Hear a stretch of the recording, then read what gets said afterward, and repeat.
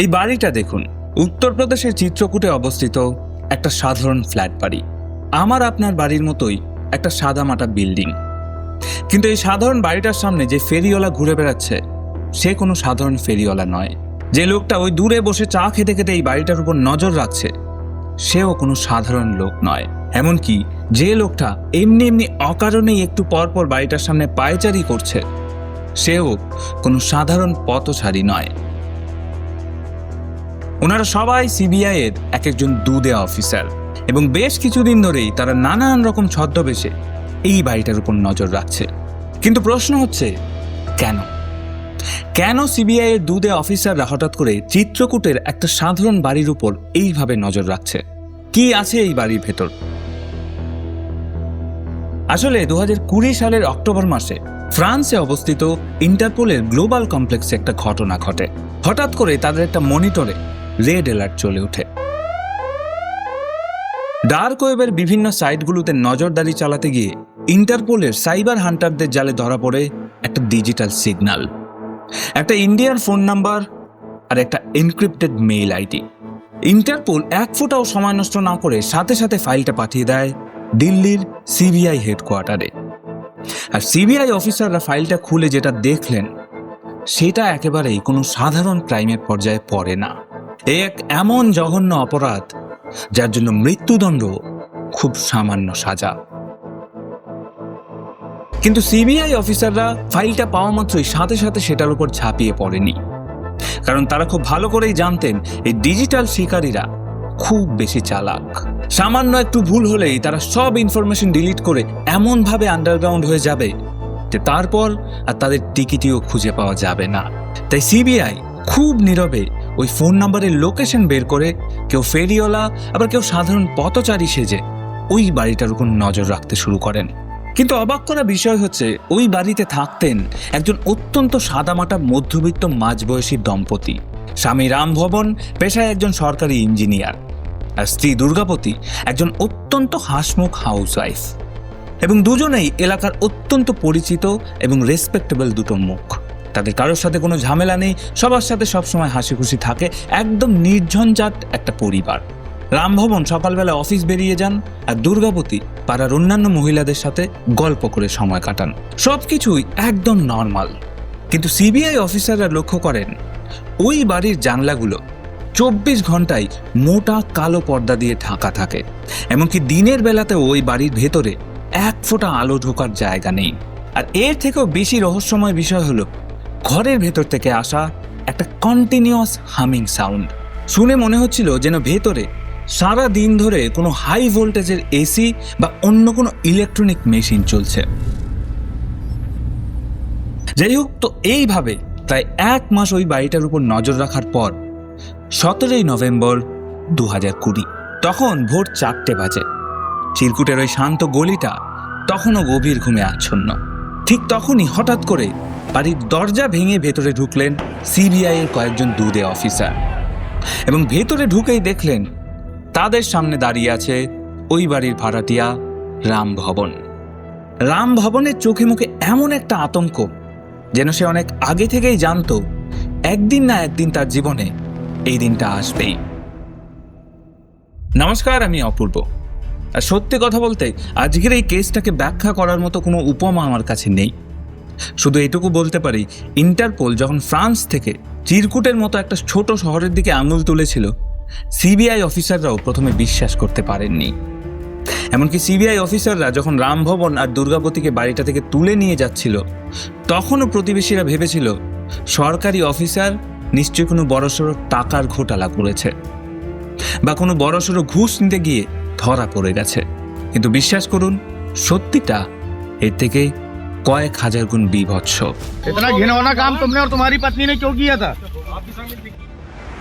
একটা সাধারণ এসির আওয়াজ আর জানলায় ভারী কালো পর্দার আড়ালে রামভবন গড়ে তুলেছিল এমন এক সাম্রাজ্য যার কথা শুনলে রীতিমতো শিউরে উঠবেন। কি এমন ছিল ওই বন্ধ দরজার ভেতরে? কেনই বা ভারতের আইন এই দম্পতিকে মৃত্যুদণ্ডের সাজা শুনিয়েছে? চলুন আর দেরি না করে শুরু করা যাক আমাদের আজকের case, the case of Santa Claus uncle and aunty. কিন্তু ভিডিওটা শুরু করার আগে আমি কয়েকটা খুব গুরুত্বপূর্ণ কথা বলতে চাই। না, সাবস্ক্রাইব করার জন্য বলছি না, সে আপনারা এমনিই করবেন। আমি যেটা বলতে চাই সেটা হচ্ছে, আপনারা প্রত্যেকে যারা যারা আমার চ্যানেলে নিয়মিত ভিডিও দেখছেন বা দেখেন না, প্রত্যেকটা মানুষ একটু সাবধান হন, নিজের চারপাশ নিয়ে একটু সজাগ থাকুন। কেউ দুটো মিষ্টি মিষ্টি কথা বললেই সাথে সাথে গলে যাবেন না, মানুষের সাথে একটু বুঝে শুনে মেলামেশা করুন। কারণ এই পৃথিবীর সব থেকে আনফেয়ার বিষয় হচ্ছে, এখানে শয়তান, দানব কিংবা পিশাচদেরকেও অবিকল আমাদের মতোই দেখতে। তাই চোখে দেখে বোঝা যায় না কে মানুষ আর কে দানব। কথাটা কেন বললাম সেটা এই কেসটা শুনলেই বুঝতে পারবেন। তাই চলুন আর দেরি না করে ডিরেক্ট কেসে ঢোকা যাক। উত্তরপ্রদেশের চিত্রকূট বা বান্দার মতো মফস্বল শহরগুলোতে জীবন একটু ধীর গতিতেই চলে। সেখানে পাড়ার মোড়ে আড্ডা, বিকেলে ছাদে দাঁড়িয়ে গল্প করা, এসবই হচ্ছে ওখানকার রোজকার সোশ্যাল লাইফ। আর এই লাইফস্টাইলের সব থেকে পজিটিভ এবং রিমার্কেবল মুখ হচ্ছে রামভবন আর তার স্ত্রী দুর্গাবতী। তাদের দেখে কেউ কোনোদিন দুঃস্বপ্নেও ভাবেনি যে এই মানুষগুলোর আড়ালে কোনো অন্ধকার লুকিয়ে থাকতে পারে। রামভবন ছিলেন উত্তরপ্রদেশ সেচ দপ্তরের একজন জুনিয়র ইঞ্জিনিয়ার বা জেই। সরকারি চাকরি, একটা মোটা অঙ্কের মাইনে আর সবসময় মার্জিত পোশাক, সব মিলিয়ে রামভবন ছিলেন সমাজের চোখে একজন আইডিয়াল জেন্টলম্যান। কিন্তু তার জীবনযাপনের একটা অদ্ভুত প্যাটার্ন ছিল, যেটা শুরুতেই কেউ খেয়াল করেনি। রামভবন কোনোদিন তার পৈতৃক বাড়ি বা তার জয়েন্ট ফ্যামিলির সাথে থাকেনি। এমনকি সরকার থেকে যে কোয়ার্টার পাওয়া যায় সেখানেও কোনোদিন পা রাখেনি রামভবন। সে সবসময় নিরিবিলি কোনো এলাকায় একটা ছিমছাম ফ্ল্যাট ভাড়া নিয়েই থাকতে বেশি পছন্দ করে। এবং 2010 থেকে 2020 এই 10 বছরে সে অন্তত 10 বার নিজের ফ্ল্যাট বদলেছে। কিন্তু অদ্ভুতভাবে তার এই ক্লিন ইমেজ সব কটা জায়গাতেই একদম অটুট। এই দম্পতি যেখানেই ভাড়া যেত, খুব কম সময়ের মধ্যেই পাড়ার সবার সাথে খুব ভালো সম্পর্ক বানিয়ে ফেলত। রামভবনের কথা বলার স্টাইল ছিল অত্যন্ত পোলাইট আর হাম্বল। পাড়ার বয়স্করা তাকে নিজের ছেলের মতো স্নেহ করত। আর দুর্গাবতী, তাকে সবাই চিনত একজন চার্মিং এবং ওয়েলকামিং হাউসওয়াইফ হিসেবে। তাই প্রতিবেশীদের জন্য তাদের বাড়ির দরজা সব সময় খোলা। তবে এই সব কিছুর ঊর্ধ্বে এই দম্পতির প্রতি এলাকার মানুষদের একটু বেশি সফট কর্নার ছিল আরেকটা বেশ ইমোশনাল কারণে। রামভবন আর দুর্গাবতীর বিয়ের অনেক বছর কেটে গেলেও তাদের কোনো সন্তান ছিল না। আর এই নিঃসন্তান হওয়াটাই ছিল সমাজে তাদের সব থেকে বড় ঢাল। পাড়ার কাকিমা জেঠিমারা নিজেদের মধ্যে বলাবলি করত, ইস, ভগবান এদের একটা বাচ্চা দিল না, তাই পরের বাচ্চাদের এত ভালোবাসে। নিজেদের বাচ্চার অভাবটা এরা বোধহয় এইভাবেই মেটাতে চায়। আর এই যে ইমোশনাল কানেকশনটা, এটাই ছিল প্রতিবেশীদের অন্ধবিশ্বাসের মূল চাবিকাঠি। এদিকে রামভবন আর দুর্গাবতী যেখানেই থাকতো, সেই বাড়িটা যেন হয়ে উঠত পাড়ার বাচ্চাদের জন্য একটা হ্যাপি জোন। পাড়ার বাচ্চারা রীতিমতো বায়না করতো ওদের বাড়িতে যাওয়ার জন্য, কারণ এই নিঃসন্তান দম্পতি বাড়ির ভেতরে বাচ্চাদের জন্য এমন সব ব্যবস্থা করে রেখেছিল যা সাধারণত যেসব বাড়িতে বাচ্চা আছে সেসব বাড়িতেও থাকে না। রামভবনের বাড়িতে ছিল বাচ্চাদের খেলনার পাহাড়, সফট টয়েস থেকে শুরু করে গাড়ি ঘোড়া, কি নেই সেখানে। শুধু তাই নয়, সেই সময় উত্তরপ্রদেশের মধ্যবিত্ত বাড়িগুলোতে টেকনোলজির এত বাড়বাড়ন্ত ছিল না। কিন্তু রামভবনের বাড়িতে ছিল একদম লেটেস্ট গ্যাজেটস, দামি দামি video game console, PlayStation আর হাই ডেফিনেশন এলইডি টিভি। বাচ্চাদের জন্য তাদের ড্রয়িং রুমটা ছিল একটা স্বপ্নের গেমিং জোন। আর রামভবন খুব ভালো করেই জানতো কিভাবে বাচ্চাদের মন জয় করতে হয়, তাই বাজার থেকে সে সবসময় নানান রকম চকলেট আর বিস্কুট আনিয়ে রাখতো বাচ্চাদের জন্য। এদিকে দুর্গাবতীও নিজের হাতে বাচ্চাদের জন্য পিৎজা কিংবা পাস্তা বানিয়ে খাওয়াতেন। এমনকি রামভবন নিজেই বাচ্চাদের সাথে মাটিতে বসে গেম খেলতো, তাদের সাথে গল্প করত। আর তার এই অদ্ভুত ভালো মানুষই আর বাচ্চাদের প্রতি এক্সট্রিম কেয়ার দেখেই পাড়ার বাচ্চারা ওদের ভালোবেসে নাম দিয়েছিল সান্টা ক্লজ আঙ্কেল আর আন্টি। এলাকার বাচ্চারা রীতিমতো ছটফট করত কখন বিকেল হবে আর কখন ওরা সান্টা ক্লজ আঙ্কেলের বাড়িতে যাবে। এদিকে বাচ্চাদের বাবা মায়েরা যখন দেখত তাদের ছেলেমেয়েরা বাইরে রোদে দৌড়াদৌড়ি না করে একজন শিক্ষিত সভ্য লোকের ড্রয়িং রুমে বসে ভিডিও গেম খেলছে, তখন তাদেরও কোনো চিন্তার অবকাশ ছিল না। গোটা পাড়া তখন এটাই ভাবত, এই দম্পতি নিঃসন্তান হয়েও যেন কয়েকশো বাচ্চার মা বাবা হয়ে উঠেছে। কিন্তু তখন কেউ একবারের জন্য ভেবে দেখেনি কেন এই দম্পতি বারবার ফ্ল্যাট চেঞ্জ করে, কেন তারা সরকারি কোয়ার্টারে না থেকে আলাদা বাড়িতে ভাড়া থাকে, আর সব থেকে রহস্যময় ব্যাপার ছিল কেন ওই বাড়ির জানলাগুলো 24 ঘন্টা কালো পর্দা দিয়ে ঢাকা থাকে। এই জেন্টলম্যান ইমেজের আড়ালে রামভবন তৈরি করেছিল ডার্ক ওয়েবের এমন এক ভয়ঙ্কর নীল নকশা, যেখানে আন্তর্জাতিক বাজারে বিক্রি করা হতো এই বাচ্চাদের শৈশব। আগে হ্যাঁ, রামভবন তার ইঞ্জিনিয়ারিং এর ব্রেন খাটিয়ে একটা সাধারণ ড্রয়িং রুমকে বানিয়ে ফেলেছিল একটা সাইবার ক্রাইম ল্যাব। বাইরে থেকে দেখে যখন সবাই ভাবতো এটা নিখাত ভালোবাসা, তখন পর্দার আড়ালে তৈরি হচ্ছিল এক বীভৎস নরক। 17 নভেম্বর 2020 ভোর 4টে সিবিআই এর অফিসাররা যখন রামভবনের ড্রয়িং রুমে পা রাখলেন, প্রথম কয়েক মিনিট তাদের মনে হচ্ছিল তারা বোধহয় কোনো ভুল অ্যাড্রেসে ঢুকে পড়েছে। দেয়ালে মিকি মাউসের স্টিকার, সোফায় ছড়ানো টেডি বিয়ার, কোনায় রাখা দামি খেলনা বাইক, পুরো ঘরটা দেখে মনে হচ্ছিল যেন কোনো সচ্ছল পরিবারের আদরের বাচ্চার খেলার ঘর। কিন্তু সিবিআই অফিসারদের চোখ তখন খুঁজছিল সেই ডেড জায়গাটা, ইন্টারপোলের ফাইলে যেটার উল্লেখ ছিল। আর ঠিক তখনই চোখে পড়ল ড্রয়িং রুমের পেছনে থাকা একটা ভারী কাঠের দরজা। সামান্য ধাক্কা দিতেই দরজাটা খুলে গেল, আর দরজা খোলার পর ঘরের ভেতরে যা দেখল সেটা কোনো সুস্থ মানুষের দুঃস্বপ্নেরও বাইরে। ঘরটা পুরোপুরি সাউন্ড প্রুফ, জানলার প্রত্যেকটা কাঁচে মোটা ফোম আর রাবারের প্যাডিং লাগানো, তার উপর প্লাইউড দিয়ে জানলাটাকে এমনভাবে সিল করা যেন বাইরে থেকে দেখে বোঝার কোনো উপায়ই নেই ওখানে কোনো জানলা ছিল। তার উপর আবার ঝোলানো ছিল কালো মখমলের পর্দা, এবং এই সব কিছু মিলে ঘরের ভেতরে 1 ফোঁটা আলো ঢোকারও জায়গা নেই। দিনের বেলাতেও ঘরের ভেতরে খুঁটখুঁটে অন্ধকার। এই পুরো ব্যবস্থাটা করা হয়েছিল একটাই কারণে, ভেতরের কোনো আওয়াজ যেন ঘরের বাইরে না পৌঁছায়।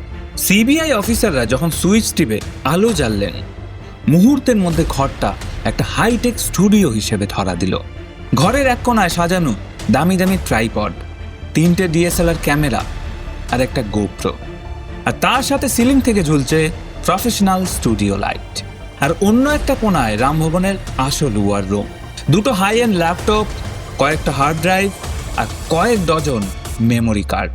সিবিআই যখন ল্যাপটপগুলোর এনক্রিপশন ভাঙল, তখন ওই ল্যাপটপগুলো থেকেই বেরিয়ে এলো এক পৈশাচিক সত্য। কেন রামভবন পাড়ার বাচ্চাদের সাথে এত ভালো করে মিশত, কেন দামি প্লে স্টেশন আর চকলেটের প্রলোভন দিত, তার উত্তর লুকিয়েছিল ওই 2টো ল্যাপটপের কয়েক হাজার ফোল্ডারের ভেতর। আচ্ছা, এখান থেকে এই ঘটনাটাকে আমি একটু অন্যরকমভাবে বুঝিয়ে বলার চেষ্টা করছি, কারণ ইউটিউব এসব জিনিস সরাসরি অ্যালাউ করে না, কিন্তু আশা করছি আপনাদের বুঝতে কোনো অসুবিধা হবে না। ধরুন ওই বাড়িটা একটা জলাশয় বা পুকুর, আর সেখানে থাকে 2টো বড় বড় মাছ। ধরা যাক পুরুষ মাছটা হচ্ছে বোয়াল আর ফিমেল মাছটা হচ্ছে কাতলা। মনে রাখবেন, পুরুষ মাছটা হচ্ছে বোয়াল আর ফিমেল মাছটা হচ্ছে কাতলা। তো এই বোয়াল মাছ আর কাতলা মাছের কাজ ছিল একটাই, ছোট ছোট চারাপোনাদেরকে খুঁজে বার করে তাদেরকে ফাঁদে ফেলা। আর এই ফাঁদে ফেলার জন্য বোয়াল মাছ আর কাতলা মাছ সব সময় সবার সাথে খুব ভালো ব্যবহার করত। খেলনা, চকলেট এসব দেখিয়ে ভুলিয়ে ভালিয়ে বাড়িতে ডাকত। তারপর এই কাতলা মাছ প্রথমে চারাপোনাদের সাথে কিছু একটা করত, আর বোয়াল মাছ বিভিন্ন অ্যাঙ্গেল থেকে সেটার ক্যামেরায় রেকর্ড করত। তারপর বোয়াল মাছ আবার ওই চারাপোনাদের সাথে কিছু একটা করত, আর তখন কাতলা মাছ সেটা রেকর্ড করত। অনেক সময় চারাপোনারা যাতে বাধা দিতে না পারে সেজন্য তাদেরকে কিছু একটা খাইয়ে ঘুম পাড়িয়ে এই কাজ করা হতো। তারপর কাজ শেষ হয়ে গেলে চারাপোনাদের মুখ চোখ ধুইয়ে হাতে চকলেট দিয়ে হাসি মুখে বাড়ি পাঠিয়ে দিত। আশা করছি এই অবধি আপনাদের বুঝতে কোনো অসুবিধা হয়নি। তারপরে ওই বোয়াল মাছ ওই গোটা ঘটনার ভিডিওটা মোটা টাকায় বিক্রি করত ডার্ক ওয়েবের বিভিন্ন সাইটে। এই বিভৎস ভিডিওগুলোই ছিল আন্তর্জাতিক বাজারে তার প্রোডাক্ট, এবং গত 10 বছর ধরে শুধু এই ভিডিও বিক্রি করেই রামভবন প্রায় কয়েক কোটি টাকার সমপরিমাণ ক্রিপ্টোকারেন্সি জমিয়ে নিয়েছিল। আশা করি আমি খুব সহজভাবেই আপনাদের বিষয়টা বোঝাতে পেরেছি। এইবার প্রশ্ন হলো, সেই চারাপোনাগুলো কেন 10 বছরে একবারের জন্য মুখ খোলেনি? এর পেছনে ছিল রামভবনের কোল্ড ব্লাডেড সাইকোলজিক্যাল গেম। সে চারাপোনাদেরকে ভয় দেখাতো। সে বলতো যদি তারা বাড়িতে গিয়ে কিছু বলে তবে সে তাদের বাবা মাকে পুলিশের হাতে ধরিয়ে দেবে বা তাদেরকে চিরতরে শেষ করে দেবে। এমনকি সেই চারাপোনাদের তাদের এই ভিডিও দেখিয়ে বলতো, দেখো এই ভিডিও যদি তোমার স্কুলের বন্ধুরা বা টিচাররা দেখে ফেলে সবাই তোমাকে নিয়ে হাসাহাসি করবে। আর এই সামাজিক অপমানের ভয়ে চারাপোনাদের মন পঙ্গু হয়ে গেছিল। তাই রামভবনও এইভাবেই 10 বছর ধরে এই পৈশাচিক সাম্রাজ্য চালিয়েছিল একদম নিঃশব্দে আর নির্বিঘ্নে। সিবিআই এর জেরায় রামভবন স্বীকার করে ইন্টারনেট সার্ফ করতে করতে কৌতূহলবশত একদিন সে ডার্ক ওয়েবের কিছু লিঙ্ক খুঁজে পায়। আর সেখানে গিয়ে সে আবিষ্কার করে এই ধরনের পৈশাচিক কন্টেন্টের চাহিদা আন্তর্জাতিক বাজারে আকাশ ছোঁয়া। তাই রামভবন তখনই বুঝে যায় তার নিজের এই বিকৃত কামনার সাথে যদি একটু প্রযুক্তির মিশেল দেওয়া যায় তাহলে সে রাতারাতি কোটিপতি হয়ে যেতে পারে। ব্যাস এখান থেকেই এই সব কিছু শুরু। তারপর রামভবন টর ব্রাউজার আর মাল্টিলেয়ার ভিপিএন ইউজ করতে শুরু করলো, যাতে তার আইপি অ্যাড্রেস বা ডিজিটাল ফুটপ্রিন্ট কেউ কোনোদিন ট্র্যাক করতে না পারে। আর শুধু তাই নয়, সে তার কম্পিউটারে এমন একটা প্রযুক্তি সেট করেছিল যে ভুল পাসওয়ার্ড দিলেই সমস্ত ডেটা অটোমেটিকলি ডিলিট হয়ে যাবে। এক কথায় বলতে গেলে রামভবন কোনো ছিচকে অপরাধী ছিল না, বরং ডার্ক ওয়েবের এনক্রিপ্টেড ফোরামে সে ছিল একজন টপ রেটেড সাপ্লায়ার।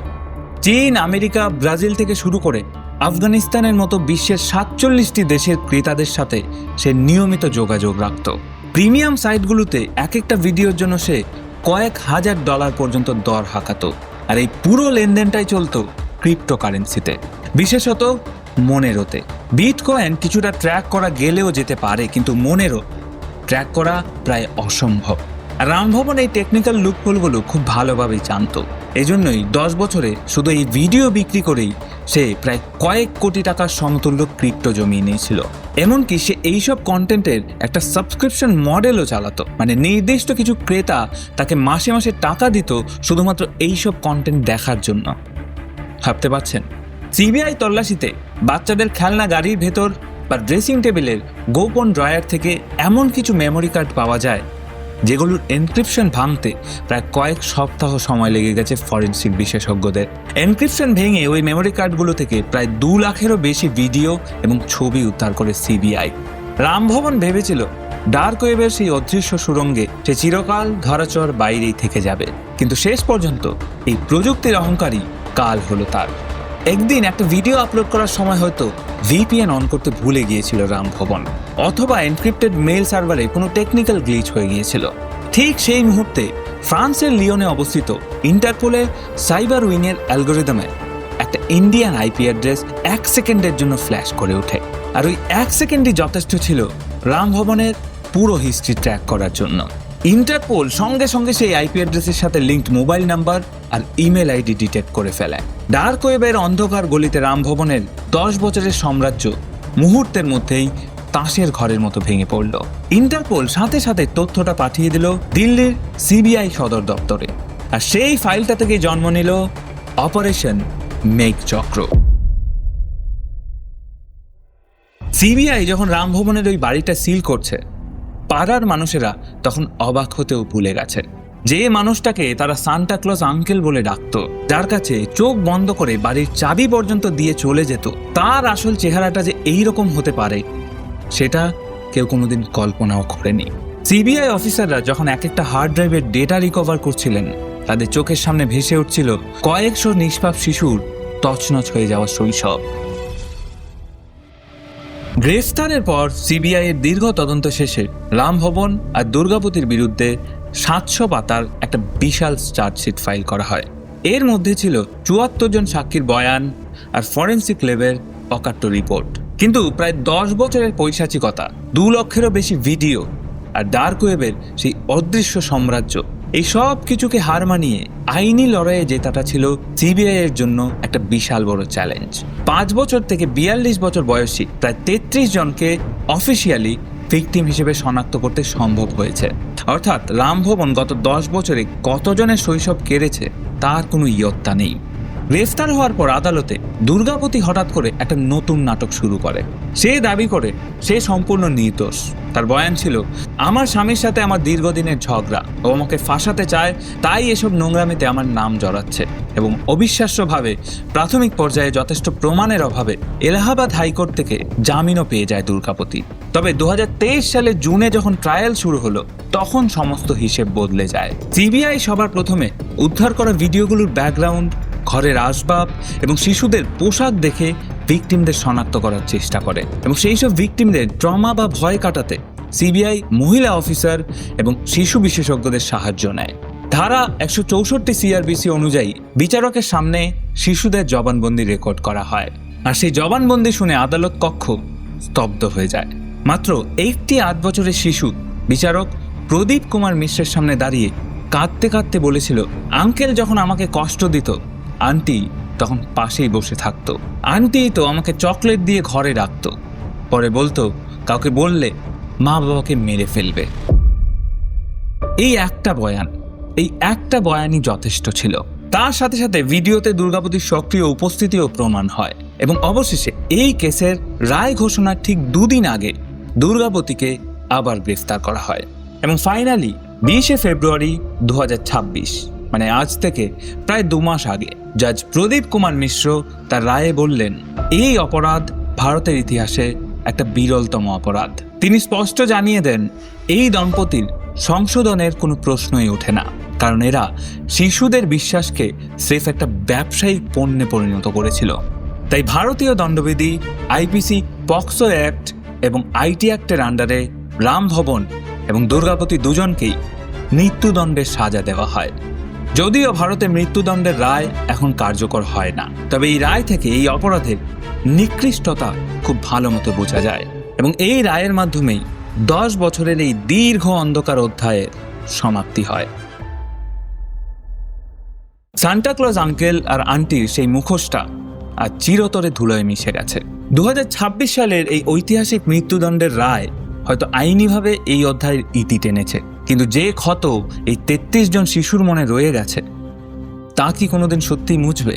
তাই এই কেসটা আমাদের কাছে কিন্তু একটা বিরাট বড় ওয়েক আপ কল।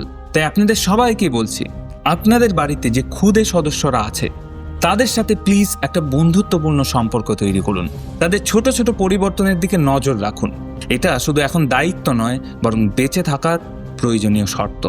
বাচ্চাদের ডিজিটাল অ্যাক্সেস হোক বা প্রতিবেশীদের সাথে মেলামেশা, অন্ধবিশ্বাস অনেক সময় জীবনের সবচেয়ে বড় কাল হয়ে দাঁড়ায়। তাই কাউকেই চোখ বন্ধ করে বিশ্বাস করবেন না, এবং নিজের সন্তানকে নিয়ে তো একেবারেই নয়। যাই হোক, এই ছিল আজকের ভিডিওটা আমরা এখানে শেষ করছি। ভিডিওটা কেমন লাগলো সেটা অবশ্যই কমেন্ট করে জানাবেন, এবং এই ভিডিও নিয়ে যদি আপনাদের কোনো প্রশ্ন থাকে সেটাও কমেন্টে জানাতে পারেন। আমি চেষ্টা করব প্রত্যেকটা কমেন্টের উত্তর দেওয়ার। যাই হোক, ভিডিওটা শেষ করছি এখানেই। দেখা হচ্ছে অন্য কোনো ভিডিওতে। ততক্ষণ অবধি ভালো থাকবেন, সুস্থ থাকবেন, অবশ্যই সাবধানে থাকবেন।